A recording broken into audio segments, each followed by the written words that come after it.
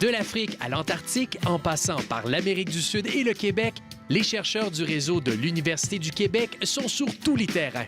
Leurs recherches les poussent à parcourir le monde afin de mieux comprendre les enjeux qui animent les sociétés. Cette émission spéciale vous convie hors des sentiers battus, là où s'aventurent les chercheurs.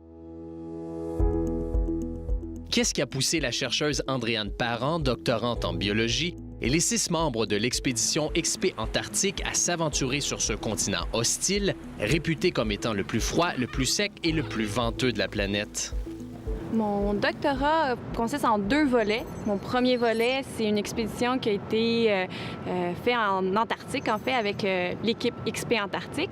C'était vraiment quelque chose, une opportunité de rêve, dans le fond, pour moi, parce que ça me permettait d'aller voir l'adaptation du corps humain chez 6 personnes, ce qui est extrêmement rare en Antarctique. Habituellement, les gens partent tout seul ou à 2. Et on regardait vraiment l'adaptation du corps humain en milieu extrême. Et le deuxième volet se retrouve plus au niveau santé.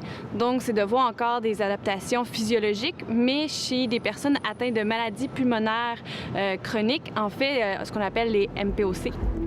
Afin de relever des données physiologiques nécessaires à la recherche, les membres de l'expédition ont revêtu sous leur anorak durant tout le séjour un vêtement intelligent développé par Carré Technologies de Montréal et l'Agence spatiale canadienne.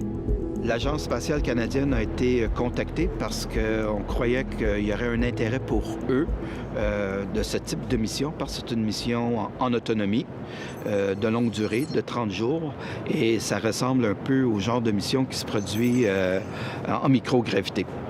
Par exemple, à bord de la Station spatiale internationale.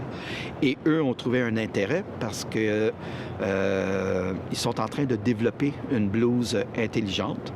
Parce que l'idée avec cette blouse, c'est d'être capable de faire le suivi des astronautes. Pour eux, ils voyaient une occasion, justement, de vérifier si la blouse pouvait fonctionner dans des conditions similaires. Le vêtement intelligent est un système de surveillance médicale autonome.